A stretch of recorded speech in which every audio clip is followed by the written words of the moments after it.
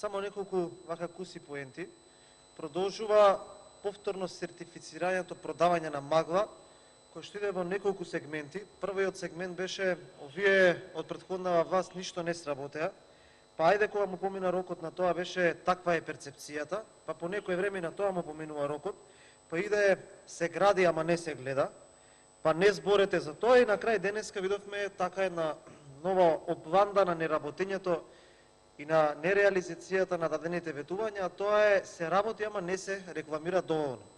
Со тие политики на купи ден продај, ние повторно ќе продолжиме да се движиме во насока на никакво реализирање на одредени ветувања, од градење на некакви капитални објекти или изградба на некои капитални инвестиции.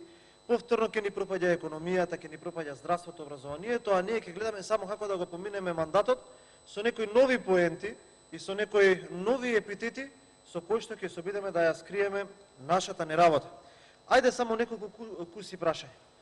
Тоа што го кажувате вие за буџетот, ајде да ги посимплифицираме работите. Што ќе добијат граѓаните со овој ребаланс? Дали ќе имаат покачени плати, пензии, субвенции? Не. Дали ќе имаат покачени даноци? Да. Што ќе ни остане од овој ребаланс на буџет по овие 6 месеци? Дали ќе ни остане некој пат? Дали ќе ни остане некоја болница? Дали ќе ни остане некој, еве да речеме, студентски град?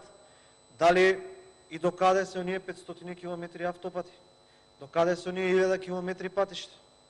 Дали, кога ќе го донесеме овој ребаланс, на крајот ќе ни остане некое добро или повторно ќе ги потрошиме парите за плати 155 милиони денари повеќе?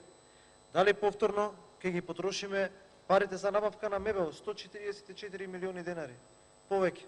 Дали ќе ги потрошиме парите за набавка на возила 17 милиони денари повеќе? Дали ќе се живее побаво и со што ќе се живее побаво?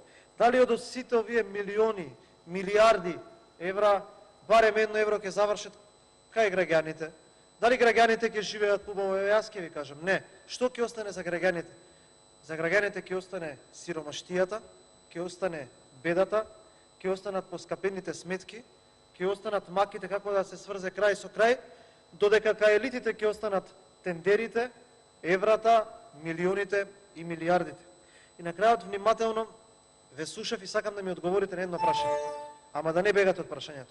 До каде и во која фаза се оние социјални станови во Бутел? До која фаза се во изградбата, сакам да ми кажете. Благодарам.